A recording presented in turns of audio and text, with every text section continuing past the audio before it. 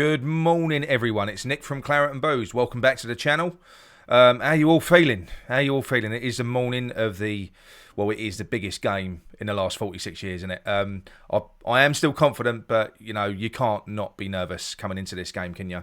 If I didn't sleep much last night, I've got to be honest. I didn't sleep. It's a huge game. It really is a huge game. And obviously what I'm going to do, I'm going to run you through a few stories. I'm going to touch on the Frankfurt preview, but I'm sure you've already seen Frankfurt turn upside down and inside out, and you know everything about them already. But I'm just going to give you my sort of quick opinion on them and a couple of their players and how I think they're going to set up. Then I'm going to touch on some interesting news on Zouma and Ogbonna and their potential availability for the game tonight. Before moving on to a couple of tasty transfer stories. All right, so I'll do that later on. We'll do that the last one. So first of all, Eintracht Frankfurt, as we know, the last time that we was in the European semi-final, it was against Eintracht Frankfurt, and in this leg, we beat them 3-1. We ended up losing the tie, but like I say, we did win. We did win. I actually watched the game a little while back. Not the full game, the highlights. And do you know what? Considering it was 1976, some absolute weldy goals in that. It really, really was. Some really amazing football played. And some of the goals were lovely as well. But moving on to the current day. I am so excited about this. I have got tickets. I'm taking my son. I'm going to be meeting Stell, Nigel, loads of people over there tonight, and I can't wait for it. Like I say, didn't sleep much last night. Really nervous. They're a good team, Frankfurt. They showed that against Barcelona. The only real concern for me is the way that they play. They play in a very similar way to us. They're happy to not have the ball, and they play on a counter-attack. And there will be no surprises with the way that they set up. They play with three at the back. They have played with a three at the back for God knows how long. It's just the way that they do things. But when they play three at the back, it's an attacking formation because their wing backs they love to bomb forward. They do. Kostic is one of the main guys. He's the one who grabbed a couple of goals in the game against Barcelona. He's a very, very good player. So when they attack en masse. But they haven't. Make no bones about it. They're very beatable, Frankfurt. All right, they're dangerous, as they showed against Barcelona, but they are beatable, very beatable. If we turn up against Frankfurt, we win. In my opinion, that is genuinely how I feel. We shouldn't be scared of them. I don't think that we should adopt our tactics to pander to them. I think we should make them adjust to us. I don't think that like I say, they've been playing this three at the back formation forever. This is the way that they play. I know that Moyes does like to he likes to try and match up sometimes, doesn't he? He likes to do that when we go up against a team who's playing wing backs. He likes to change formation to adapt. I don't really want to see us do that today because I worry that they'll be better at it than us. Because for us to adopt that formation, we've got to have square pegs in round holes, and we should just play to our strengths. We should. Like I say, they have got some good players. They've got a very good goalkeeper. They've got a good centre back in Hinteregger, Trapp in goal. I've just mentioned, and look, they are good. They're not doing very well in the league, but that probably is likely due to the impact of the Europa League as well. The same as what we're suffering in the second half of this year, where we're struggling a little bit with league form. It does wear you down. They are a good team. They're going to be travelling over in their numbers. The Eintracht Frankfurt fans, we know that. There was loads over last night. I didn't see any reports of trouble. I don't really know what to expect tonight. I can't imagine they're going to have the same scenario as what they had at Barcelona, because that was purely due to the fact, and if you don't know what that was, it almost looked like there was more Frankfurt fans in the in the new camp than what there was Barcelona fans. They were scattered everywhere in their colours as well. That's not going to happen at West Ham. You might get a couple of stragglers that have got in, but on the whole, we sell our tickets. These are massive. That can only be because the Barcelona fans, well, first of all, they didn't sell out. The tickets have to be available for them to do that. Like I say, they might have got their hands on a few, but it's not going to be widespread. It won't be like that. Whether or not they're going to submerge on Stratford and they're going to try and get into the pubs or not, I don't know. We'll find out.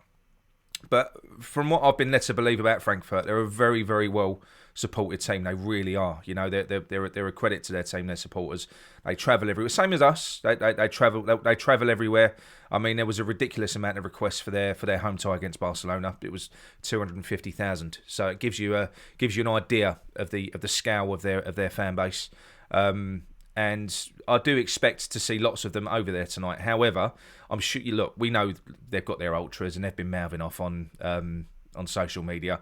But look, that's going to be a very small percentage of Frankfurt fans, and I hope they don't come over here looking for trouble, because the worry is West Ham are no shrinking violets, and if they do come over here looking for trouble, they're going to find it. So let's just hope that, you know, it's tonight is what it should be, and it isn't marred by fan violence and stuff like that. We don't need that, and we don't want that. You know, it's going to be a family atmosphere over there today. It isn't like a league game. You do get a bit of a different crowd for the European games. You know, like I say, I'm taking my son. John's taking his boy. There's going to be lots of family, so I hope there's no violence. But yeah, you just got to hope that West Ham are anticipating that there could potentially be that, because I don't think that we will cope very well with having Frankfurt fans en masse in our end, in our stands. I don't think we're going to cope with that very well at all in any way. I think the club are very nervous about it as well, because obviously they put out that press release making a plea to West Ham fans to behave themselves, which I found a bit insulting, to be honest, because on the whole, we have behaved ourselves. When we've been abroad, I think we've been a credit. I think all the fans have been a credit to our club. And yeah, at the end of the day, the issue that happened in Seville when there was fan trouble, that was instigated by Frankfurt. I mean, we all saw that. I mean, I was nervous when I heard the news, but then you saw the footage, and that was Frankfurt fans organised submerging on a bar where they knew West Ham fans were congregating. So not our fault. I don't think we're going to see the same today. I mean, look, they'd be mad to start, and it would just mar what should be a spectacle. It should be brilliant for both clubs, because, you know, both clubs are up and coming, if you like. You know, we're not money bags clubs. We're both we both do well in the league, and like I say, I think we're both respected in our respective leagues as well for having a good fan base. So yeah, look, let's just hope it is what it is. I think it will be. I think it's going to be amazing. As John alluded to on his video that he did yesterday, I've been very disappointed with some of the sets of fans that have come over to the London Stadium. There's been a couple of good ones, but I've been very disappointed with, you know, the numbers first of all, and also the atmosphere that they generate.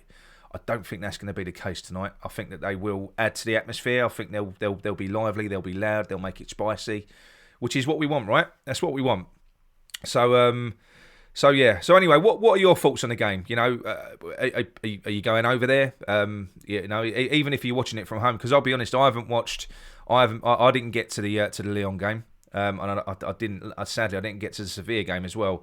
And you know what? It doesn't matter if you're not going, because the experience on BT Sport, watching it with Joey Cole and Colton Cole is something else. So you know, I'm almost going to miss them. I'm almost going to miss them tonight, because BT Sport have been amazing, haven't they, this year? I've never known coverage like it, really. You know, it's so beautifully biased. It really is. So yeah, wherever you're watching, just, you know, get behind the boys. You know, really, you know, and just savour the moment. Like I say, 46 years since we was last in a semi-final. We never know when we're going to get there again, do we? But let me know in the comments what you think the score is going to be. You know, I think we need a comfortable lead to take to Frankfurt. That's what I think we do need in this one. So yeah, that's what I think that we need. I'm going to go for 2-0. I'm not going to be too ambitious. I'm going to go for 2-0. I'd love 3-0, but we shall see. It's important that we don't concede. However, with our defensive problems that we've got at the minute, that might be a bit difficult.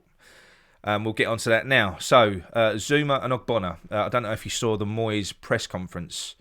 He mentioned Zouma, Ogbonna and Diop, actually. All three of them. First of all, Diop, the injury isn't as bad as first thought. So, he could be back before the end of the season. He's not going to be ready yet, though.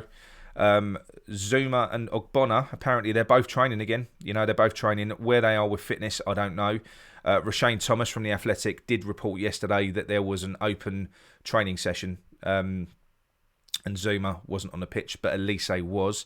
However, that doesn't mean much. It was an open training session. So we know that David Moyes likes to play mind games. So he could be available. I hope he is. It'd make a massive difference to us.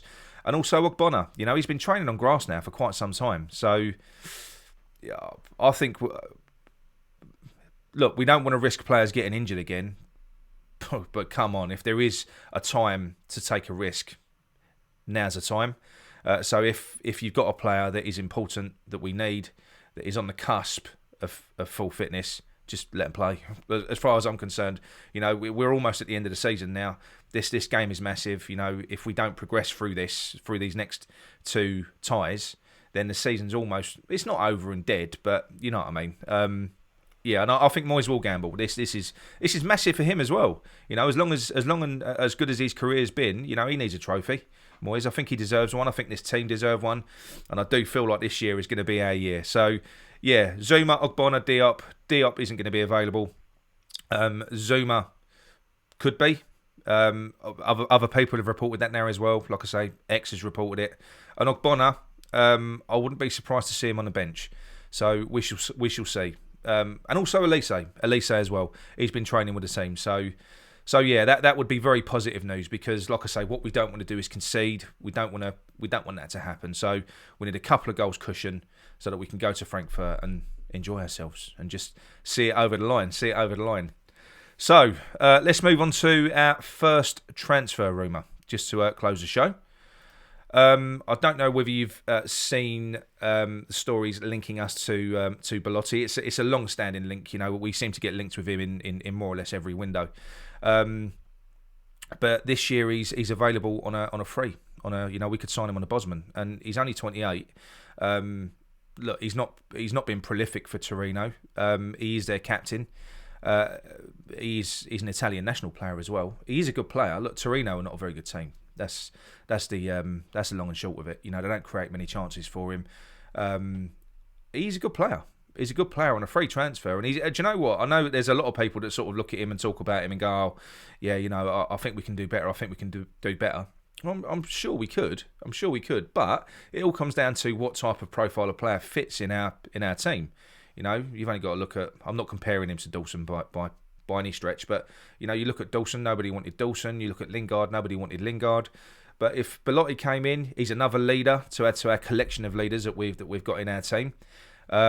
He works tirelessly, so I think he would fit into the Moyes system. And if you give him chances, he'll score.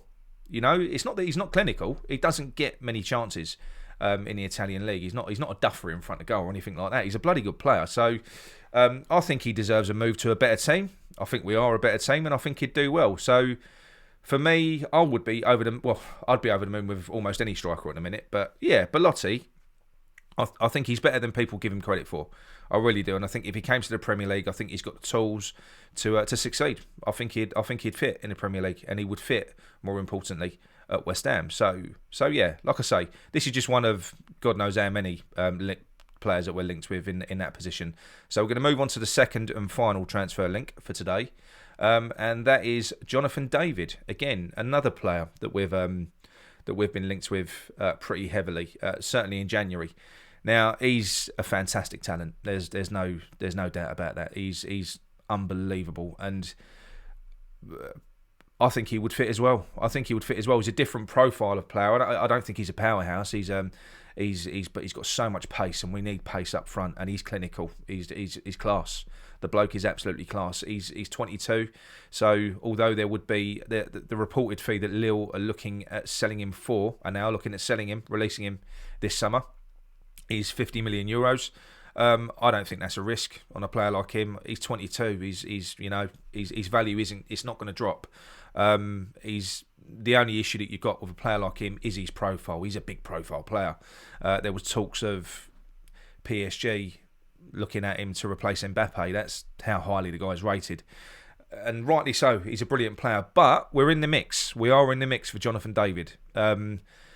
And yeah, that would be the stuff of dreams. It really would be if we got him, because he's unreal. I think there's going to be clubs queuing around the block for him, and we'll have to pay through the nose. But if we can do it, and that's the type of signing I think that if we're going to keep Declan Rice for another year, and the only way that we can convince Declan Rice to stay is by winning things, because that's what he wants. It's not about money, it's about success.